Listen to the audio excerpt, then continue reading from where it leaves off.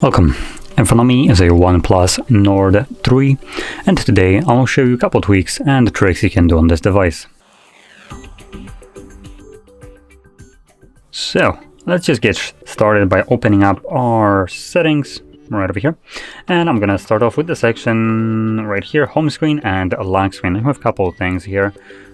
So number one, we have the home screen mode and home screen layout. So mode will allow you to switch between the two different modes, so iPhone-like and the typical Android with the shelf, which is the default option right here, the shelf one. But if you want to have all your applications smack in the middle of your home screen and just create folders on your home screen, then you can go with the standard one. Now moving on to the next one, the home screen layout just allows you to fit more applications on a single page, making them a little bit smaller and just tightening them up a little bit more so they're closer together. Now, I personally like the default one, so I'm gonna stay with the 5x5. Now we also have an icon pull down gesture, so this is just I would call it a one-handed mode.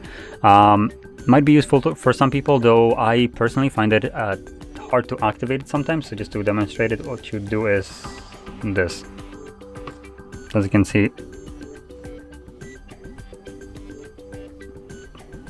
so it looks like we have to literally swipe on the kind of like the bezel of the device on the bottom, and it will work. Now this obviously works significantly better if you have way more applications on your home screen rather than like 3 apps and a folder. Obviously these are all easily accessible with my thumb without like needing to reshift my hand, but obviously if you have some apps like right here, this will shift them all down. So it might be useful for some people, and it's an option that you can enable and just keep it running in the background, have it enabled it, and use it when you actually need it. Now going back, another thing, we have the animation speed right here. So there's only 2 options. We have the fast and medium animation speed for just opening, closing, stuff like that.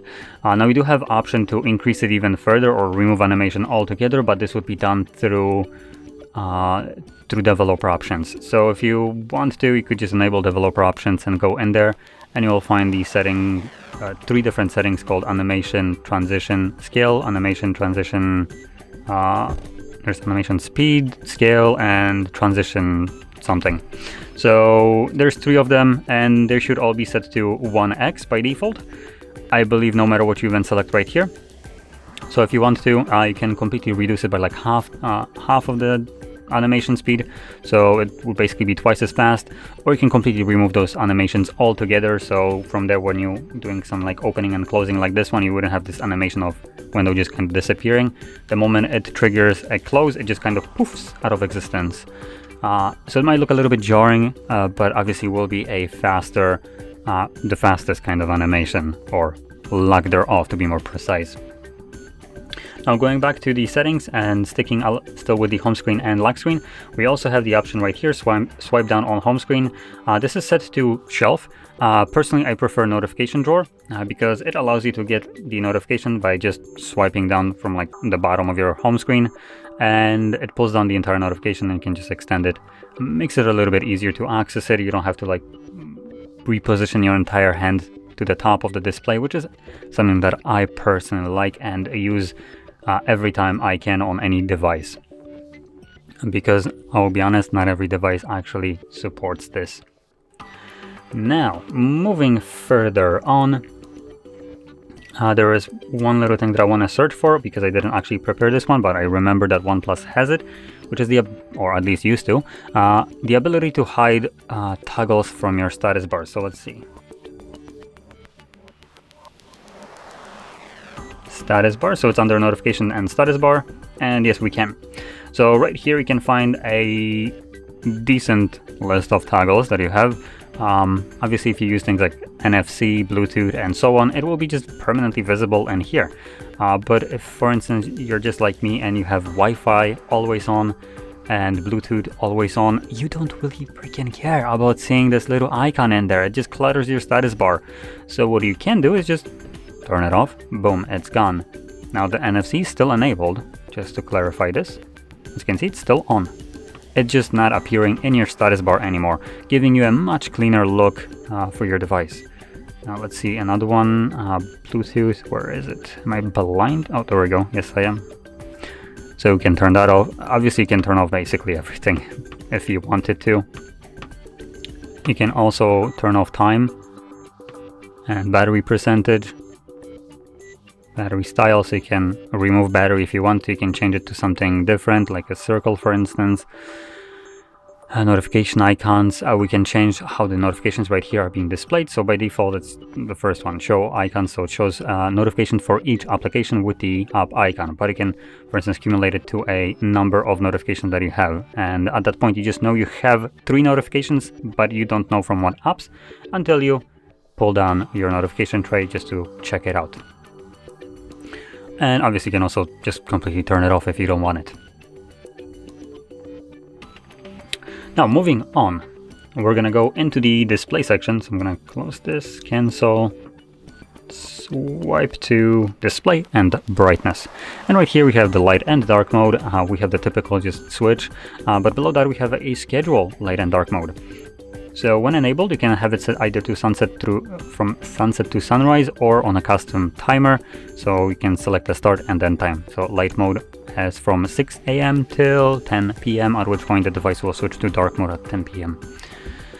Which obviously will give you what I would consider best of both worlds. Having light mode during the daytime, especially now during the summer, it will be much easier to see the display with a light mode being enabled in direct sunlight, while dark mode will be significantly nicer at nighttime, so you don't get flashbanged by your own device. And this device can get pretty bright, so obviously might be something that you would be interested in.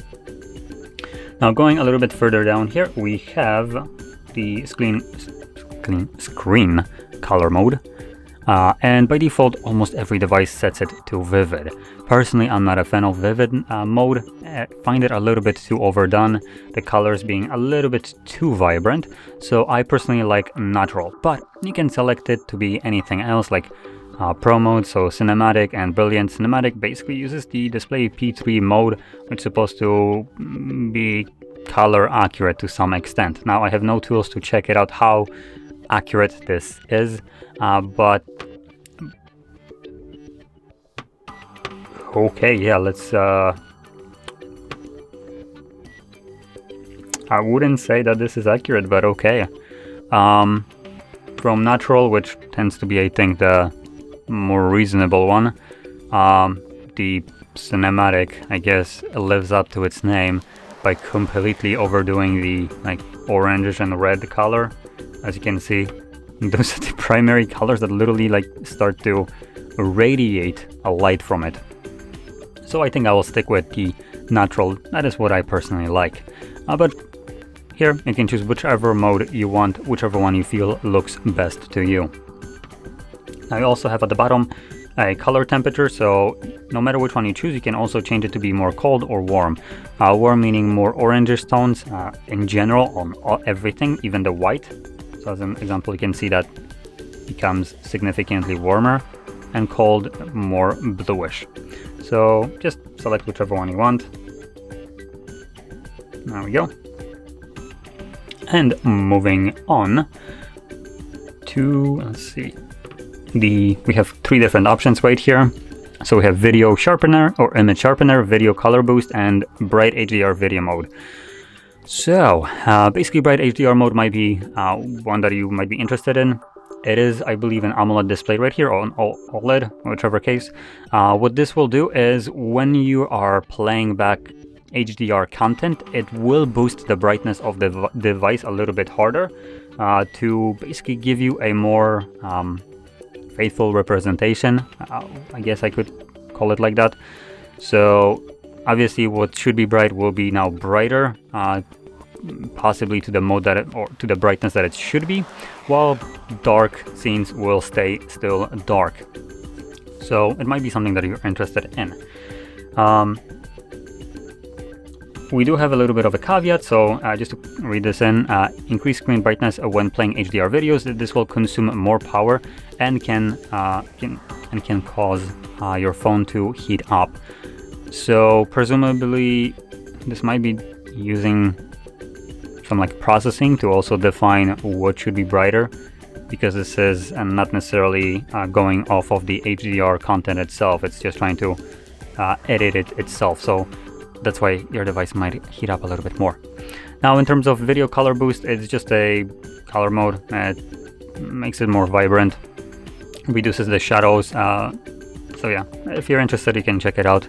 It will only work with video apps that the device considers as video apps, things like YouTube, video players, and a couple other things, Netflix, and so on. And in terms of image sharpener, just tries to enhance the image, so it's basically scales up the resolution. So enhance the clarity of low quality images and videos. Battery usage will be increased. Now the reason for the battery increase will be that it is using your processor power to basically upscale an image. And just to bring this up a little bit closer so you can see, because from probably this far away it looks like the same image side by side, but if I were to bring it up significantly closer, you can probably see on the B that it's kind of like blocky a little bit. Hopefully it's visible. You can probably do it differently. I'm not sure if I got it correctly, but we're gonna see. So I'm gonna go in here. There's my screenshot, and yeah, you can now see it.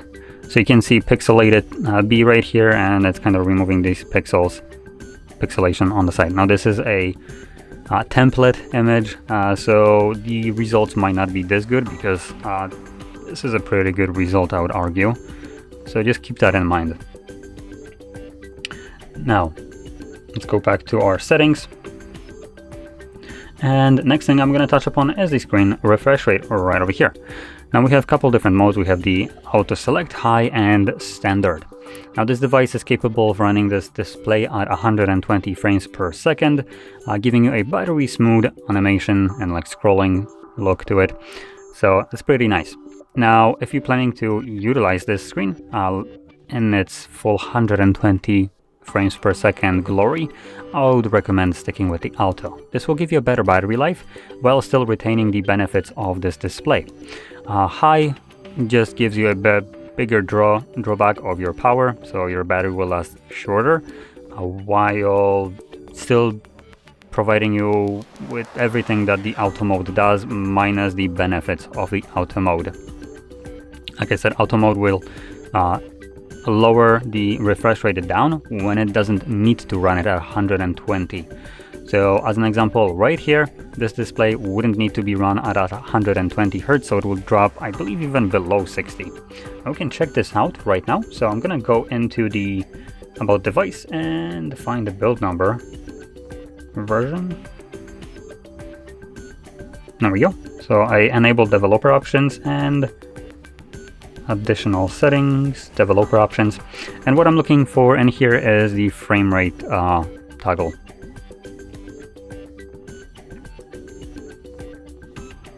There we go, show refresh rate. Come on. You're not supposed to run at 120 right now. Or are you? Let's see. Refresh rate, yeah, it's auto select, so it should be lowering it down. You can see if I select standard, it automatically switches to 60. 120 permanent, that's supposed to be permanently 120. This is not supposed to be permanently 120. Yeah, oh, there we go. So it takes a moment to drop it down. So, and there we go. As you can see, on this device, unlike some other OnePluses, OnePlus is, I think, at the lowest drop down to like 1 frame per second. Here we only get to 60, which is a little bit of a drawback. Obviously, the lower the frame rate can go, the better your battery life will be. And this only applies to screen on time. I want to mention this. Now to finish this section off with the refresh rate, if you're planning to preserve your battery life, stick with the standard. It won't give you this nice look to your device that a 120 does when you're scrolling up and down with everything being buttery smooth, but it will give you a better screen on time in terms of battery life. While if you're planning to have this nice look to it, I just stick with the auto, and under no circumstances would I recommend changing it to high, because it gives you no benefit over the auto.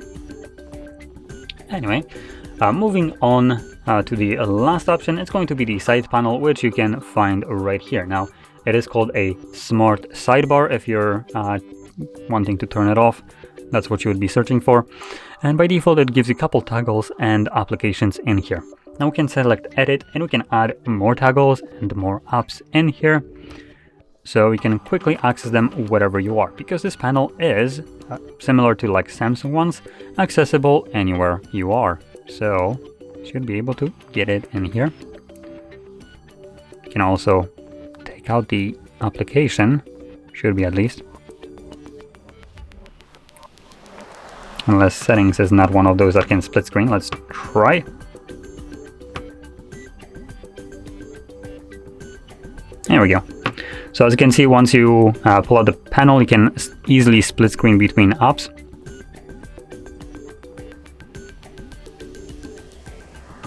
So let's just grab something else, maybe like contacts. And I'm going to replace it with the browser. There we go. Obviously, you can just move this around if you want to. And you have easy access to 2 different apps at the same time. So pretty nice option. I highly recommend utilizing this. Now anyway, with this being said, this would conclude my list of tweaks and tricks for this device. So if you found this very helpful, don't forget to hit like, subscribe, and thanks for watching.